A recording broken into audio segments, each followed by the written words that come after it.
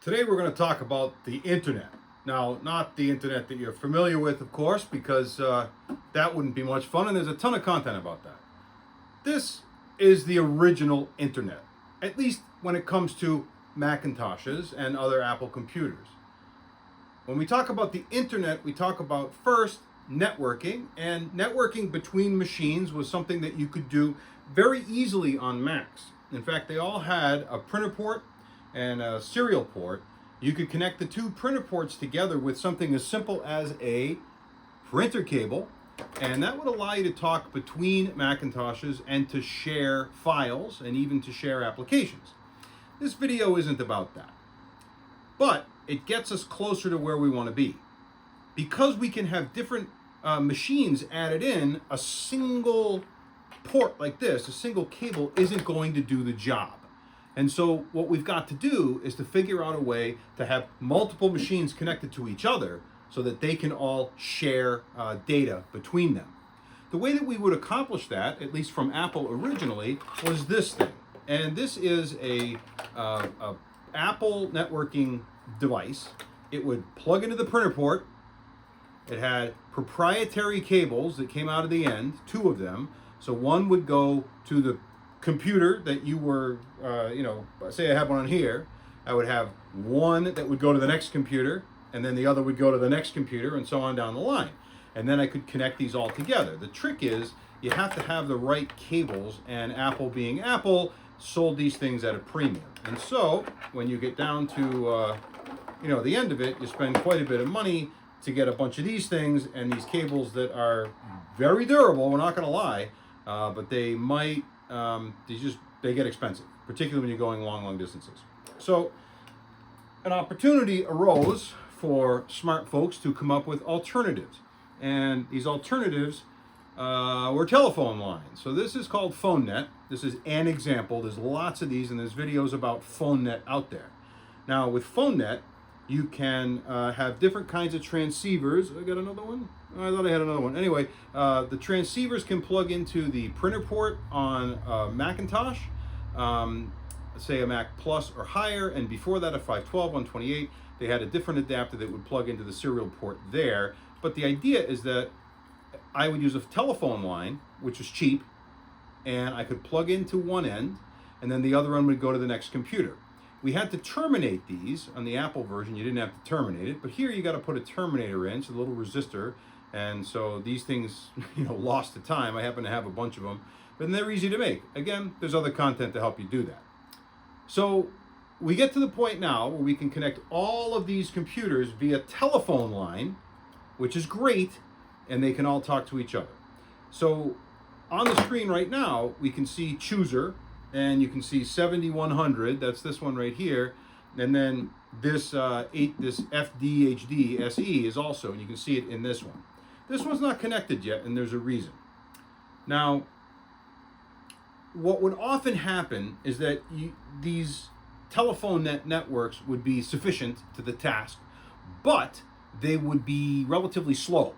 And so as computers became more powerful, we get over here, 68040 and PowerPC down there, they're much more capable, and they have the ability to go quite a bit faster. They actually came with a AAUI port on the back, which allowed them to do Ethernet. So here we get into Ethernet, right? So this is an Ethernet adapter, and you have one output. This happens to be the twisted pair, so RJ45. But there are other variations of this. There are actually connectors that are called ThinNet, and this is another standard. So in this case, you have a BNC that just plugs in, and that will allow you to connect a whole bunch of computers in a ring.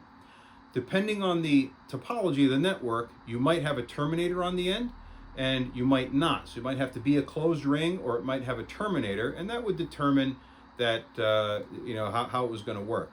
These networks were a lot faster than telephone line, so there was an advantage to doing that. The downside is these guys very hard to connect to a network that's driven by ThinNet or by traditional Ethernet over RJ45 with a typical switch. So how do you do that? This is where we get to the internet. And the internet, in this case, is going to be governed by a device here called a Shiva EtherGate. And what this thing does is it has on the back, it's got 2 ports. These 2 ports are Apple network ports. So they're printer ports, essentially, A and B. And then they have AUI hanging off the back. So I can hook up an Ethernet wire. Or they also have built-in ThinNet. And this allows someone to set up a network where I can talk between the machines and go across the internet, or I can talk in between the nets and set up my own internet.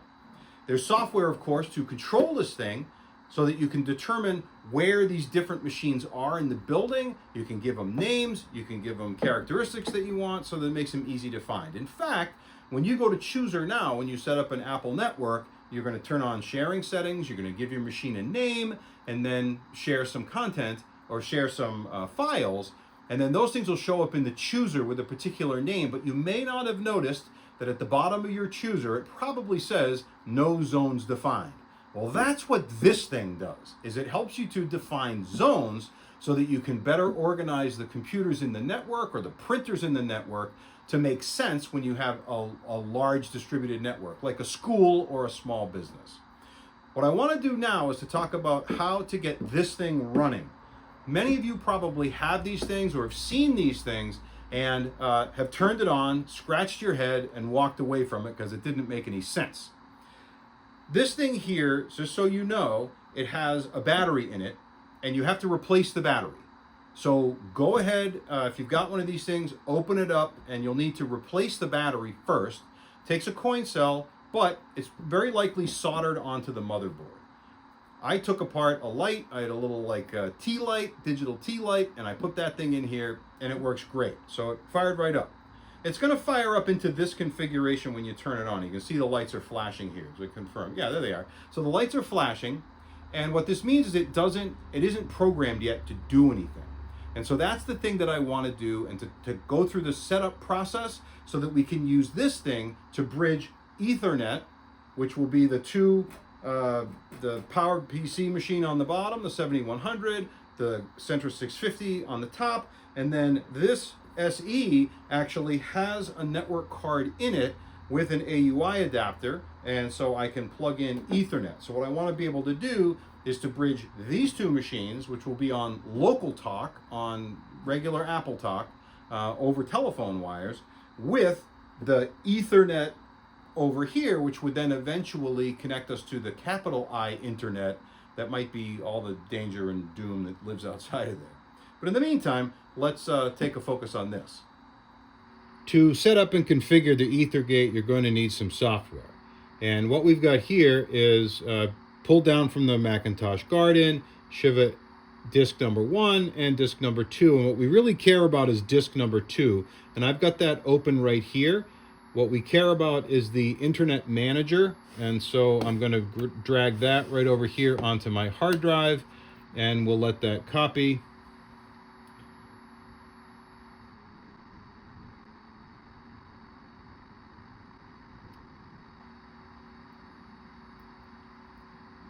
And that's great, that's there. So now we can go in and we can open up the copy of the folder.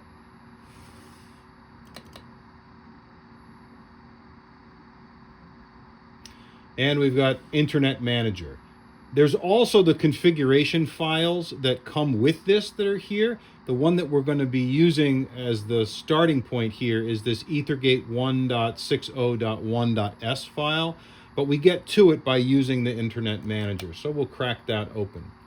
While this is starting up, you'll notice that the EtherGate itself is in red blinky mode.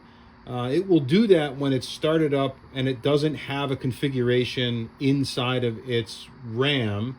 You can reset the EtherGate by using a bent paper clip, and you can just shut the machine off, put the bent paper clip into the hole in the back, hold it down, turn the machine on, give it 10 seconds, and then it will proceed. So now this is in its completely new state. When the Internet Manager software starts, it can start in one of two modes. The first of these modes is this one, where it can't find an EtherGate or can't find a network management device on the network.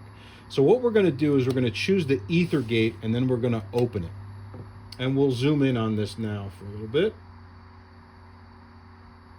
Okay, so you can see a picture here.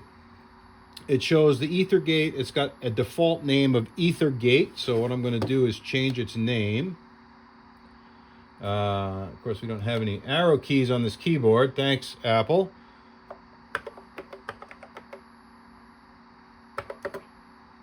My EtherGate. Okay, great. So James EtherGate, that's excellent. And you can see here it's talking about the various ports, A, B, and E. A is in the middle on the back. B is a LocalTalk port or some type of a serial port that's on that side, all the way over there. And then we also have the Ethernet capability. And it supports thin Ethernet, which is the coaxial wire. We talked about that earlier. And it also supports AUI. Right now, I've got network connected to the AUI adapter. So I've done this, and we've got there. So, well, you can't see it. Let me zoom out here so you can see it. There we go. All right, so you can see I've got the AUI adapter hanging off the back of the EtherGate, and it goes off to my hub over there. So that's that. And let's zoom back in. All right, we're getting there. Pretty close. Okay, so what can we do with this? We can configure a number of things. You can set it to operate with a password. I'm not going to do that for this network. I can choose which AppleTalk phase I want to use. Phase 1 is the older implementation. Phase 2 is a more modern implementation. Modern, you know, it's still 40 years old. But it's got more capabilities. I'm going to let it support both because I might choose to put a printer on there or some other device that has older configuration. So you also see here I can choose what each of these ports is going to do. On port B, which is the one that I have anything hooked up to, if I click and hold, I get a menu. So I can choose LocalTalk router as an option, which is what we are going to do with this. I could also set up a remote router if I had another router that I was going to be tapping into from here. I could also set it up as a shared serial port. And this is really cool because you can hook up a modem to it, or you could hook up some type of device you're trying to control and allow it to be shared on the network. So that's what that's for, and that's pretty neat. You can also just turn it off if you need to do that. So I'm going to leave it on LocalTalk router. And in my configuration, there's only two choices. There's two checkboxes. Will I allow the outside world to talk to this network on LocalTalk B? That's the top choice. And then the next one says, will LocalTalk B be able to talk to the rest of the world? So I'm going to enable both of those because I do want two-way communication here. And we'll just hit save, okay? Now, what about the Ethernet side of things? You can see I've got all these, well, you can't see it right there, but there's red flashy lights everywhere because nothing's been configured yet. If I click and hold, I've got a choice for thin Ethernet, which is the BNC adapter. We're not going to use that. Instead, we're going to go to thick Ethernet, which is the AUI adapter. We have some choices here to make. We have to choose how we're going to allow control here. So world to EtherTalk and EtherTalk to world. I want that to happen. And that's for phase 1, but then also for phase 2 here, we want the same thing to happen. And in phase 2 is where we start to get into defined zones, soft defined zones. And this machine, the EtherGate, will control, it will take over zones inside of an AppleTalk network. We're going to allow it to do that. I do need to tell it what network range we want to operate in. So we're going to go from, we'll just say 1 to 100. And this will allow us to manage the 100 items inside of a particular zone. There's probably better ways to do this that are more appropriate, but this would allow you to say this is going to control zones 1 to 100, and then another one might control a different set of zones and so on. So in a large implementation, you could have a number of these devices working together, and they would each control different zones. there we go, or different ranges of network devices. So I can put up to 100 devices in here. The devices will always automatically choose their network number, except in the case where there is a controller. So when we finally get this configured, this EtherGate is going to take over the network. When it starts to see specific machines, it's going to assign them numbers, and it's going to put them into the places we want them to go. So we'll save that. We're going to check that all our cables and connections to make sure the cabling conforms and so on, which we've done. So great. Now we can take this configuration that we have now set up. I want to save it, but I also need to download it to the device. So if I save it, what it's going to do is it's going to save the configuration to that file, but I also want to, when I'm done with that, I want to send it to the EtherGate itself. So the first thing we're going to do is to save. And you can see, we'll back out here, the EtherGate is doing some flashing. So it's got a yellow light up there now, and these are kind of going back and forth. So it knows what configuration it is, but it hasn't quite yet restarted. So it isn't quite there. So what we're going to do when it comes back to life on here, it will reappear here. We should be able then to pick it up and configure it.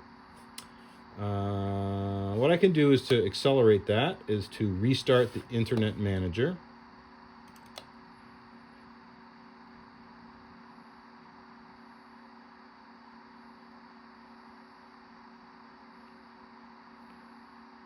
This is an exercise in patience. Things take time when configuring these things, because the network controller will take over a network. It has to talk to all the devices and figure out what's there, and if necessary, it could reconfigure.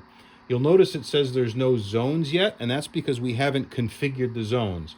You'll see that it does say James EtherGate now. So it has remembered that. It has written that out, which is awesome. So if we double click it to open it, now we get the same configuration, but in order to make it be what we want, we have to download it now.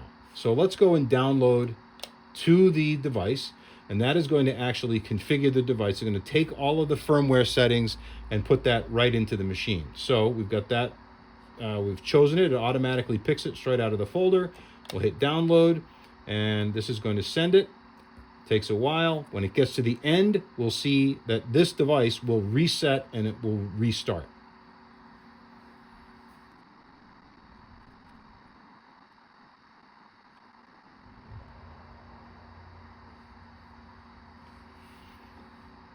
Now the software has been downloaded to the EtherGate. This is now restarting. So this is in the mode where it's about to restart. If we wait, these will turn green after a little bit, and it will be configured to function properly. So we're going to wait until these turn green, and then we'll be able to do something to configure the zones in the network.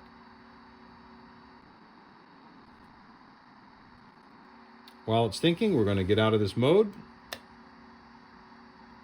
And you can see it's now flashing green, so it's now doing a real restart. When it's finished with the full restart, these will get solid and we will be back in business. Again, this is an exercise in patience.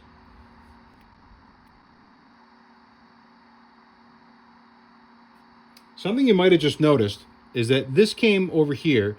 I had the chooser up for a reason, and this flashed. And in flashing, it said there's AppleTalk zones. There's one called EtherTalk and one called LocalTalk.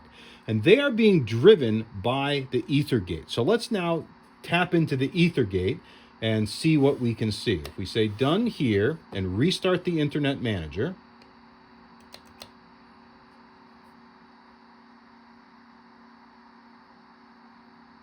now it's changed. It's looking for EtherGates. It's going to find one, and then it's going to go and look for some other devices. Now it's going to look for net bridges. I don't have any of those. Now it's looking for net modems. I don't have any of those.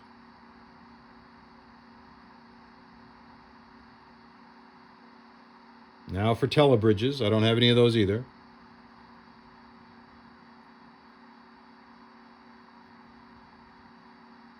We're going to mapping the networks into the zones, and now we have the configurator. I can now set up different devices and put them into particular zones if I want to.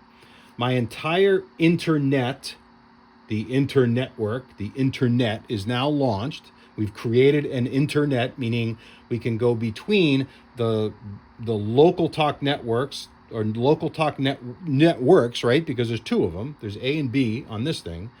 And they can now be shared either between A and B and the Ethernet, which is off to the side. If I dig into the network, if I hover, it says a zone is a named group of networks, and I can create a new zone or rename existing zones. If I want to change the name of this zone, I can hit change, and it doesn't want us to do anything. Oh, it's a phase 2 in network 1, doesn't support changing. We're not going to mess with that. How about this one here? Can we change that one? I can change that name. We're going to leave it alone. I guess this is port B, right? So if we change it and we just name it port B. Okay. And then we can put things into port B. If we open port B and we go to all devices, we'll see what we can see. There's that Macintosh Plus right now. That's in port B. So we'll leave it there. That's that one there. If I open it, will let me open it? It won't. That's right. Okay. So that's what's in port B right now. This number 430 is that Macintosh, because this machine, you got to look at it right down here. This zone is port B. This net is 25323. So that's the EtherGate, right? So that's what that is. And then this is all the things in port B. If we look in EtherTalk, we'll go out of that. We have some other things going on. We know that this thing is in port B, right? And so if we want to move it, well, we can, we're in EtherTalk now. That one's going on. Slightly different machine. No, it's all the same. Okay. If we create a new network, and I'm not an expert on this stuff, I'm not going to lie. Actually, we've now created the two zones. So let's see what's going on the SE over here. It may be yelling at us, and in fact it is. It says there's been an unexpected change in the AppleTalk internet. So let me zoom in on that so you can see it. And this does do a little bit of freaking out, so all right, it's telling us that there is an unexpected change in my AppleTalk internet, okay, and it has interrupted the network access. If we want to resume it, then we have to open the network icon and then reconfigure it. So we're going to do that now. So this is sharing, but it's not visible anywhere yet. If I go back to AppleTalk over here in the control panels, and I zoom up there. Actually, that's not where it's going to be. It's going to be a network. We have to tell it where we want it to go. So in network, we want to go to EtherTalk alternative. That's where we want to go. Yes, please. And we have communication up on the EtherGate. So if we zoom out a little bit, go a little bit more. All right, so the EtherGate, it was flashing like crazy on the yellow one. Okay, so it was doing something there. Now we'll close this up. And that should allow us to be sharing properly. Oh, this is starting up now, file sharing. So it's starting up on that other network. So now it's finished, okay? The question is, can anything else see this? This is on the Ethernet is where it is. And if we move over to the Mac Plus on the side, all right, zoom into that a little bit. And we'll go up. All right. If we switch to EtherTalk, we can see SE-FD-HD. And that is, in fact, that Mac SE that's off to the side. All right, so it's there, and we can see it now, and we have now bridged the network. So I have the EtherTalk network, and it's showing me this file share, which I can mount. Yep, I'm allowing, I thought I was allowing guest users, but I guess I hadn't done that.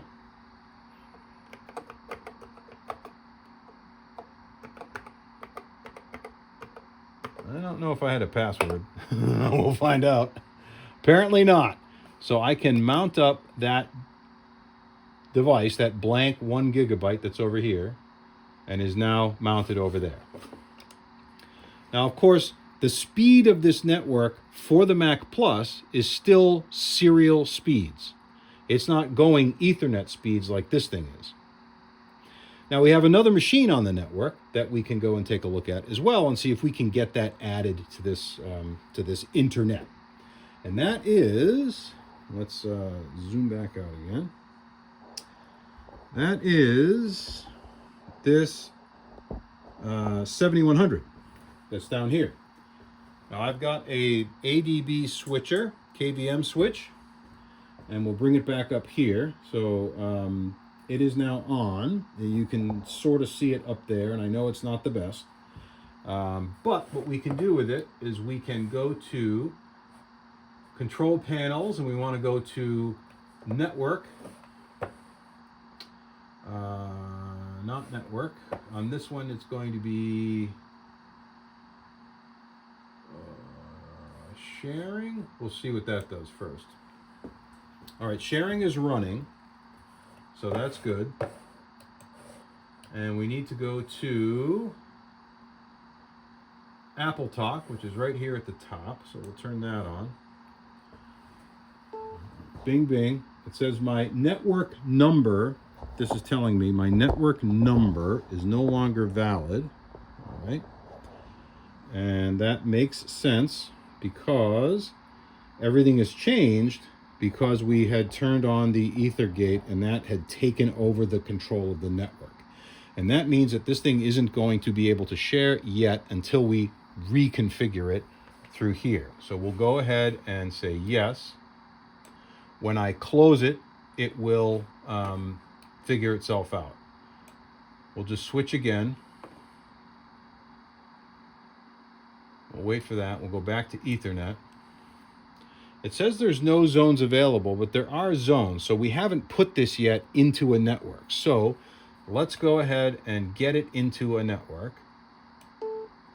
Yes, I'd like to do that.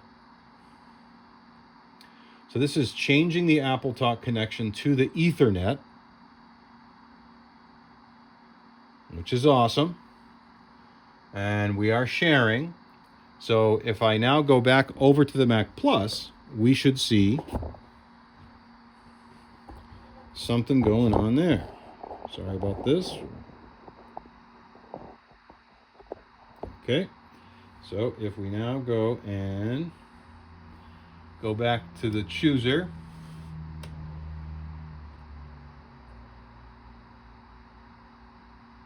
and we pick the EtherTalk this time, and Apple Share, we should also see now 7100 is available.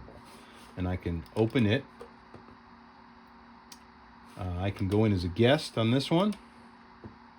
And then I have a number of volumes that are available that I could pick up. So if I want to pick up the Blue Scuzzy Pico W, we might as well grab that, and we'll see what that looks like over there. So we've got some more network volumes available to us. And the point again is that we've got these machines are all talking between the Ethernet capability. You can't see that, of course. I'm gesticulating to nothing. What I'm saying here is that we're able to communicate now between these two guys on LocalTalk and these two guys on Ethernet, which is pretty awesome when you think about it.